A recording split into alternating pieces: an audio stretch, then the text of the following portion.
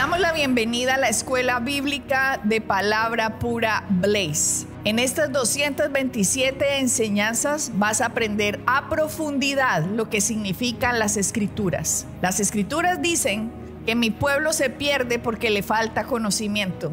Y eso es lo que queremos hacer por ti, que tengas el conocimiento necesario para que aprendas lo que Jesucristo ganó por ti y para ti en el sacrificio en la cruz del Calvario.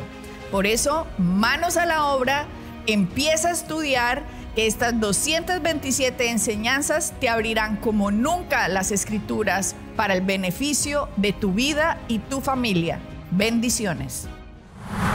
Estamos en esta generación, pienso, rasguñando lo que Jesucristo hizo. Fueron muchas generaciones en que estuvo escondidos estos tesoros del Evangelio. De hecho, alguien nos escribió, Rafael, de Centroamérica, diciendo tesoro encontrado, se llamaba el email. Y yo pensé, ¿de qué se trata? Vamos a ver qué dice. Y se trataba acerca de la enseñanza. Lo llamó tesoro encontrado. Y me pareció muy gratificante entender cómo la enseñanza ayuda a la gente a recuperar su identidad en Cristo y quiénes son, y que se sienten seguros del amor de Dios. Y gloria a Dios por la revelación de la palabra, que entendemos lo que el apóstol Pablo nos quería decir, lo que el apóstol Pedro, lo que las Escrituras nos decían en las epístolas. Yo la mayoría de mi vida cristiana, que empecé a muy temprana edad, Rafael, yo casi nunca escuchaba predicar sobre el Nuevo Testamento. Casi todas las predicaciones eran del Antiguo Testamento, de lo que hizo Eliseo, lo que hizo Elías, lo que hizo Moisés, todo lo que pasaba en el Antiguo, todo el castigo que pasaba, que se portaba mal Israel y les venía todo lo malo de Dios, que estas eran las consecuencias del pecado, que Dios está enojado contigo, que Claro, y así crecí, así viví, así pensaba y así hablaba y así trataba a los demás, porque yo era el reflejo de cómo era mi Dios. Entonces siempre estaba la expectativa de, si me porto bien, pues de pronto me merezco algo bueno, pero si me porto mal, no, más bien me pongo a ayunar o a hacer quién sabe qué, a ver si Dios me perdona y no me caiga el castigo divino. Era una especie de miedo que tenía, porque aunque Cristo me parecía buena gente, ay, Cristo tan buena gente, tan bueno que era con los pecadores y con todos, pero Dios era como no, Dios no es tan buena gente, ese sí no se la pasa, en cambio Cristo era todo buena gente. Así yo lo veía, pero no me imaginaba que aunque en mi mente yo sabía que los tres eran uno, no veían cómo ese uno podían aplicar para hoy cuando leían Antiguo y ese uno funcionaba muy castigador, era muy diferente a como uno lo leía en las epístolas. Entonces las epístolas no las tocaban.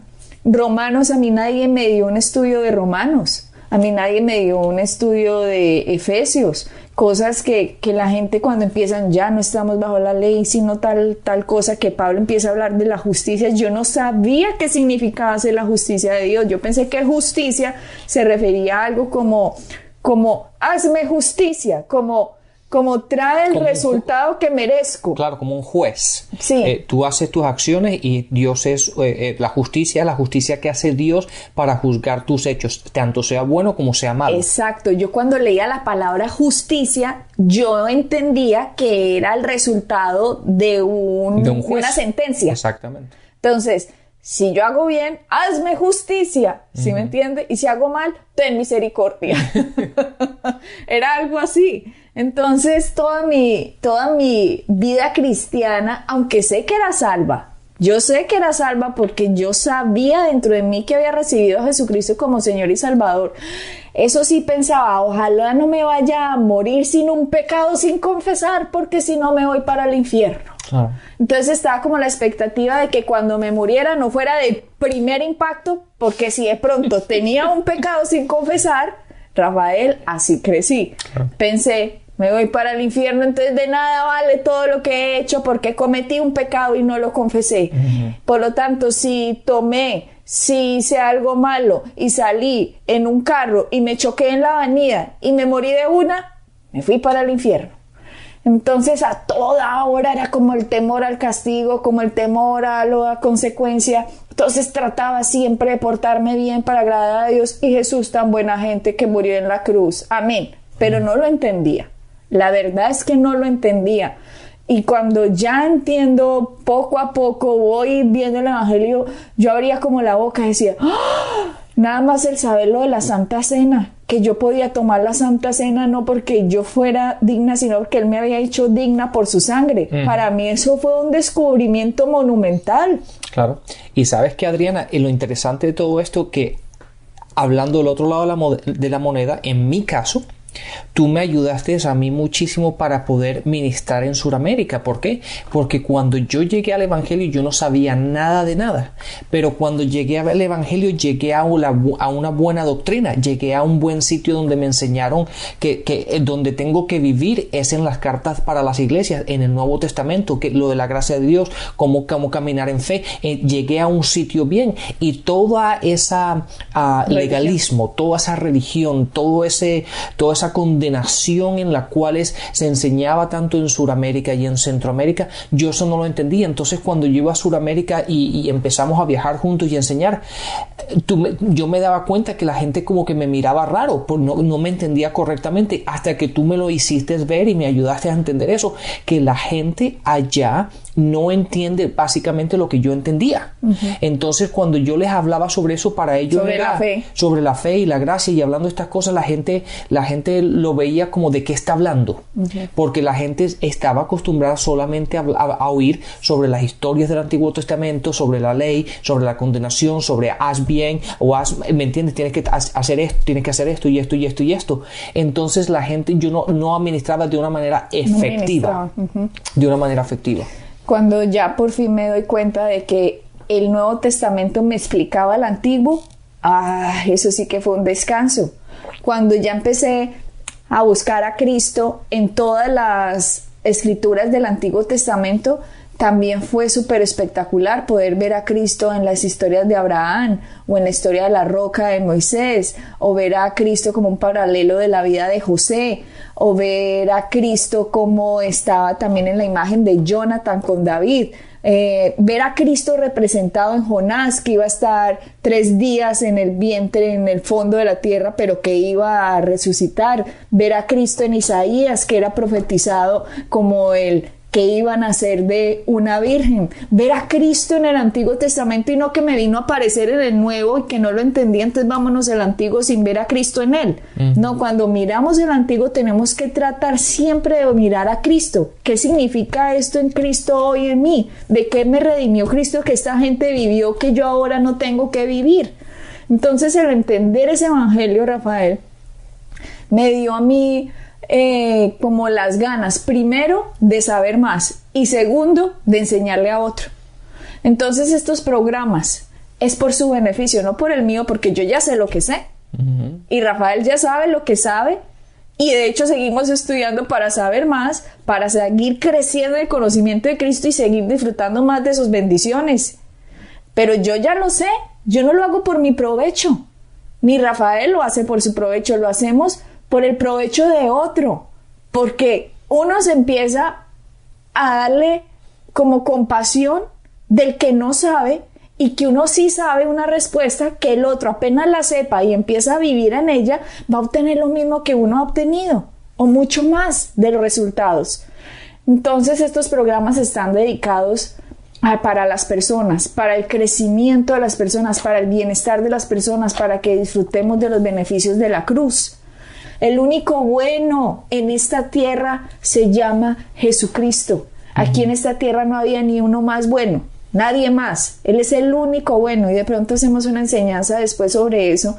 Pero ahora nuestra serie se llama No más conciencia de pecado, y la empezamos el programa pasado.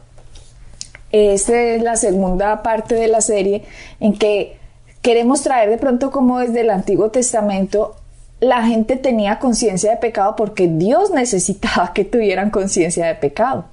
Porque si la persona no pensaba que tenía conciencia de pecado, una persona iba a pensar, pues yo me merezco el beneficio de Dios.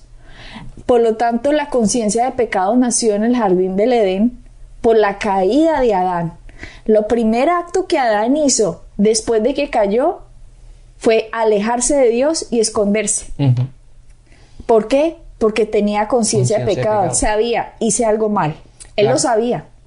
Claro, y con lo que hice, ya yo no puedo estar en la presencia de Dios y poder cultivar esa relación o poder estar libremente en esa relación que tenía con Él, cuando la palabra dice que ellos caminaban juntos en el atardecer de la tarde. Pero en el momento que llegó el pecado en la vida de ellos, ya esa relación, esa culpabilidad, ese sentido, ese peso de pecado, ya no lo dejaba disfrutar de aquella relación que tenía anteriormente.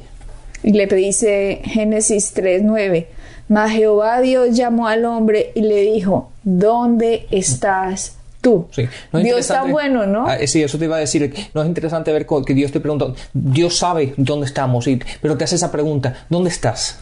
Como, ¿a dónde caíste, Adán? ¿De dónde yo te tenía? Y mira cómo te dejaste engañar. Sí. A tal punto que se dejó engañar que se fue a meter detrás de un árbol. Mírame lo que dice. Génesis 3:10. Y él respondió, oí tu voz en el huerto y tuve miedo porque estaba desnudo y me escondí. Primera reacción del hombre, y sigue pasando hoy, miles de años después. La gente se está escondiendo de Dios. Sabe dentro de ellos que han hecho algo mal. Saben dentro de ellos que hay un Dios, y toda persona sabe que Él no es Dios. Me refiero a que la persona misma no es Dios. Todo el mundo, porque en Romanos Pablo nos dice que entre nosotros hay un conocimiento intuitivo, que la naturaleza misma nos habla de que hay un Dios. Correcto. Así que el hombre lo sabe, aunque no lo ha visto, lo intuye. O aunque no lo quiera decir, aunque no lo acepte, la persona sabe que hay un Dios.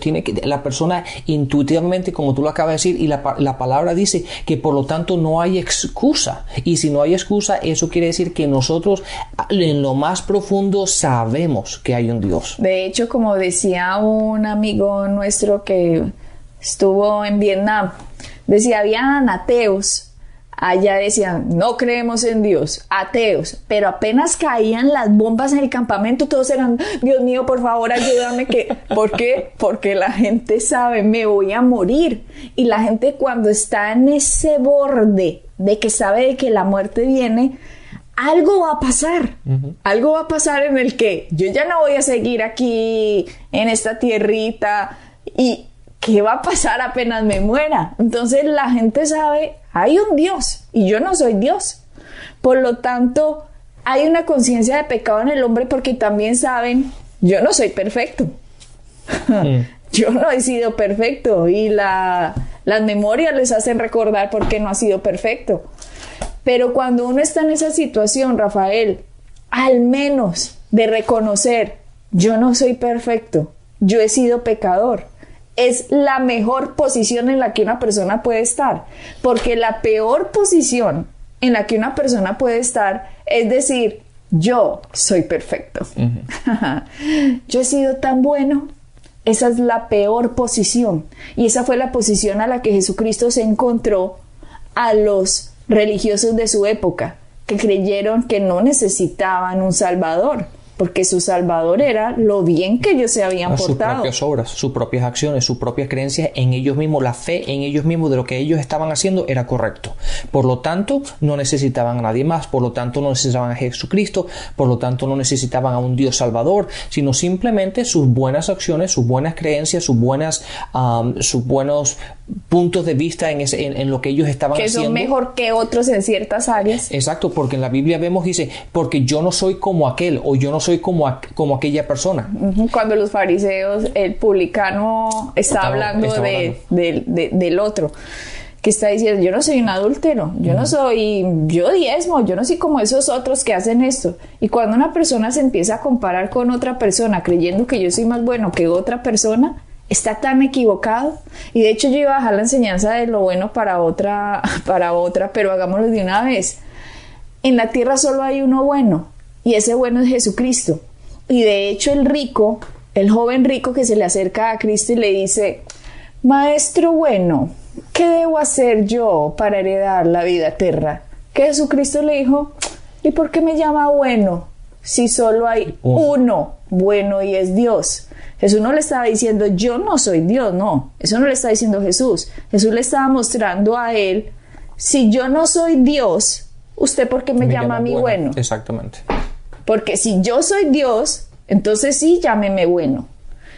Jesús, de palabras de Dios mismo, en la tierra, Jesús hecho hombre, dijo que en la tierra había solo uno bueno. Y dijo, solo hay uno bueno, y es Dios. Y Jesucristo es Dios. Por lo tanto, cuando Dios estaba con nosotros, Jesucristo hecho hombre, Él ha sido el único bueno en este planeta Tierra que ha caminado. Entonces, cuando la gente dice, ¿por qué cosas malas le pasan a la gente buena? No, déjeme decirle, hay unos menos malos que otros, pero aquí no hay nadie bueno. El único bueno es Jesucristo. Uh-huh. Y cuando uno ya se aproxima a yo no soy bueno porque he sido pecador, por lo tanto que el sol salga sobre mi cuerpo, que yo pueda ver, que yo pueda respirar, es por gracia, no es porque yo me lo haya ganado. El que yo pueda saborear el dulce del salado, el amargo, una fruta, es por gracia, no porque yo me lo merezca. Pero la gente, Rafael, muchos no tienen como, al compararse con otros, piensan, yo soy más bueno que otro, por lo tanto, me merezco eso. Exactamente. Y ese es el error del ser humano cuando no cree que necesita un Salvador. Porque cuando yo sé y reconozco intuitivamente yo soy pecador, estoy en la mejor posición para recibir el regalo de la salvación. Uh-huh. Porque es ahí que digo, sin Cristo no soy nadie, no soy nada y no merezco nada. Exacto. Y es por eso, Adriana, que muchas veces aquellas personas que se consideran buenas, que tienen buenas acciones, tienen buena familia, buenos trabajos, son unas personas desde el punto de vista ético correctas y todo eso, esas personas muchas veces es difícil entrarles con la palabra o mostrarles la necesidad de un Salvador, de mostrarles a Cristo. ¿Por qué? Porque ellos dicen, yo no hago nada mal, yo no robo, no he hecho adulterio, no hago esto, yo no hago esto, porque voy a necesitar, mis acciones son buenas, mi forma de vivir es buena, mi forma de pensar es correcta, pero siguen fallando en el hecho de que tú no fuiste tu propio creador. Uh-huh. Y va a llegar un momento en que te vas a encontrar en el punto en el que tiene que haber algo más allá de esta vida presente en la cual vivimos, y ahí te das cuenta de que hay un Dios. Y tú no eres tu propio Salvador, por lo tanto necesitas a un Salvador. Pero esas personas que se creen que todas sus acciones son correctas, a esas personas ahí a veces es difícil, y muchas de las veces que en las personas que hemos conocido, muchas veces esas personas encuentran a Cristo porque ha pasado alguna desgracia en su familia, han tenido algún accidente o algo ha pasado en los cuales se han enfrentado a la muerte o han estado cerca de la muerte, en los cuales lo hace reaccionar. Pero una persona en la cual sigue una vida tranquila con su familia, su trabajo, esas personas muchas veces dicen, ¿por qué yo necesito a Dios? Uh-huh. Todo lo tengo, todo lo hago, yo vivo bien, tengo esto, tengo lo otro, y no ven la necesidad de que necesitamos a Cristo, a nuestro Salvador. Entonces, desde el Antiguo Testamento vemos, Rafael, cómo Adán se aleja de Dios porque tiene conciencia de pecado. Pero debido a que después de Adán empiezan a aparecer personas como este caso que estamos hablando, como si yo soy bueno, ¿para qué voy a necesitar? O Dios a mí me bendice por como yo soy. Uh-huh. De hecho, en la historia que nos muestra la Biblia, más adelante cuando Caín pecó, que Dios puso una señal sobre Caín para que el que se le encontrara pues no lo fuera a matar. Dios le estaba mostrando gracia a Caín, no que Caín hizo algo muy bueno, no, Caín mató al hermano, pero Dios extendió gracia sobre un pecado gravísimo que fue el asesinato, el primer asesino en la tierra, y Dios le extendió gracia a Caín.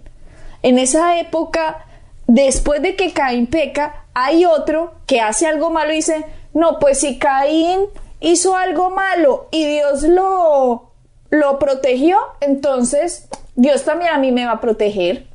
Eso está en Génesis. Les doy el versículo más adelante para que vean cómo los hombres empezaron a compararse unos con otros y por lo tanto, debido a eso, más adelante aparece la ley de Moisés. No 100 años, no 200 años, no, casi 2000 años después de que Adán fue creado, Dios envía la ley de Moisés para que el hombre sepa, sin menor lugar a dudas, usted, Señor, es un pecador y no merece nada de Dios, porque ahora le dice a Moisés, el que haga todas estas cosas, vivirá por ellas. Ahí no dice, el que saque 6 sobre 10 va a vivir por ellas, o el que se porte mejor que otro va a vivir por ellas. No, le está diciendo a todo hombre, el que haga todas estas cosas escritas en la ley va a poder disfrutar de la bendición. Pero Dios mismo sabía que eso no podía pasar, porque sabía que el hombre era pecador, porque venía de Adán.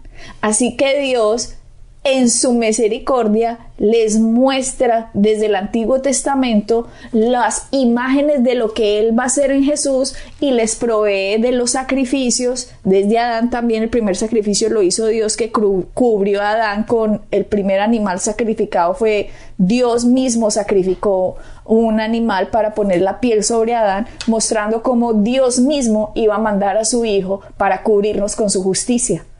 Entonces, si miramos, Rafael, cómo Dios da la ley, pero ahí mismo también da como forma de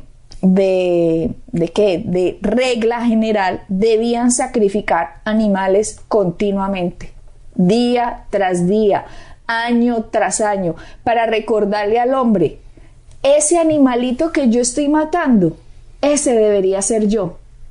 Pero Dios, en su misericordia, permite que los pecados sean transferidos, digamos, al animal para que yo pueda ser cubierto. Claro. Mi pecado, hasta el próximo pecado, vuelvo y traigo otro animalito. Y esa forma de vida te da la conciencia de pecado, en la cual tú eres consciente diariamente en todas tus acciones, en tu día a día, de que eres un pecador. Por lo tanto, necesitas un Salvador. Pecado tras pecado, pecado tras pecado, sacrificio tras sacrificio, tras sacrificio, tras sacrificio. Pasaron miles, creo 2000 años después de Moisés, hasta que Cristo viene. Y Juan Bautista dice, he aquí el que quita el pecado del mundo. No el que cubre, sino el que quita. Los animales cubrían el pecado del mundo. Dice que el pecado del mundo cubrían los pecados del que trajera el animal hasta el sacerdote para hacer los sacrificios como debían ser hechos, queda cubierto hasta su siguiente pecado. Pero aquí Juan Bautista dice, he aquí el que quita el pecado del mundo. Este era el Cordero, este era lo real de todos los símbolos del Antiguo Testamento, de lo que nosotros no vivimos. Nosotros no vivimos en esa época por la gracia de Dios, nosotros vivimos ahora, pero la religión no nos ha dejado ver qué es lo que Cristo hizo por nosotros, sino que nos mantiene en el Antiguo Testamento, si como lo que Cristo hubiera hecho no hubiera valido más de lo que los animales valían. Exactamente, y lo interesante de todo esto es que dice que quita el pecado del mundo y aceptamos a Cristo como nuestro Señor y Salvador, pero aun cuando lo aceptamos, queremos seguir viviendo como si estuviéramos en el Antiguo Testamento, con esa conciencia de pecado y volviendo a las obras. Si yo hago esto, por lo tanto Dios tiene que hacer esto. Y es ese flip and flop, ese tratando, reconociendo a Jesucristo como tu Señor y Salvador, pero queriendo vivir de acuerdo a la ley, es lo que no nos permite disfrutar de lo que Cristo ha hecho por nosotros. ¿Por qué? Por simplemente tener esa conciencia de pecado, y la conciencia de pecado lo que hace es alejarte de Dios, no querer acercarte a Él, el mantenerte tú aquí en la tierra y el Dios Todopoderoso por allá por los cielos, pero que no es una relación de padre e hijo, una relación de nuestro Dios con nosotros, sino es alguien que está por allá y básicamente lo único que hace es juzgarnos. Ahora que dices una relación de padre e hijo, hijo. Antes no teníamos una relación de padre e hijo. Antes me refiero cuando éramos hijos del diablo, simplemente porque habíamos sido vendidos al pecado. La palabra nos dice, fuimos vendidos al pecado. ¿Por quién? Por Adán. Y de hecho la misma palabra nos dice, fuimos comprados por precio de sangre. ¿Por quién? Por Jesucristo. Pero cuando estábamos vendidos al pecado, éramos esclavos del pecado porque teníamos conciencia de pecado, porque nuestra naturaleza era pecadora y por lo tanto vivíamos en pecado. No había que esforzarse para no pecar porque el pecado era natural. De hecho, un niño nace y cuando tiene 1 o 2 años, usted no le tiene que enseñar a que no mienta. Él ya sabe mentir. Él ya sabe decirle a usted cuando tiene la boca llena de chocolate y usted dice, ¿se comió el chocolate? Y él, no, ya no me la comí. ¿Había chocolate en la casa? Sí. Él ya sabe mentir. El niño ya sabe ser envidioso, el niño ya sabe ser egoísta. Este es mío, no lo quiero prestar. No, pero préstalo a su hermanito. No, no quiero. ¿Por qué? Porque fuimos vendidos por Adán. Es la naturaleza del hombre ser un pecador. Entonces, cuando tienen esa naturaleza de pecado, ahora que Jesucristo viene, nos compra con precio de sangre para quitarnos la naturaleza de pecado y darnos naturaleza de justicia. Vuelvo y le digo, la religión no le enseña esto al hombre. Y cuando tenemos naturaleza de justicia, ahora nuestra naturaleza es comportarnos bien. Pero como no le enseñamos a las personas que esa naturaleza de justicia, sino que tú eres un pecador, lo dejan con la naturaleza de pecado heredada por Adán, como si lo que Cristo hizo no fuera más poderoso que lo que hizo Adán. Y resulta que cuando nos dice Él que fuimos hechos naturaleza de Dios, fuimos hechos la justicia de Dios, es ahora cuando tendríamos ahora, Rafael, que trabajar para pecar. Claro. Antes el pecado se daba espontáneamente, pero ahora cuando entendemos que somos la justicia de Dios, tenemos que irnos en contra de nuestra propia naturaleza y tenemos que trabajar mucho para pecar. Exacto. Fíjate lo que dice 2 Corintios 5:21, la segunda parte de ese pasaje dice, para que nosotros fuésemos hechos justicia de Dios en Él. Fuésemos hechos justicia. Cuando nosotros recibimos a Cristo, hemos sido hechos justicia de Dios en Él. Y esa es la conciencia, eso es lo que tenemos que vivir, así tenemos que caminar y así tenemos que hablar, entendiendo que somos la justicia de Dios en Él.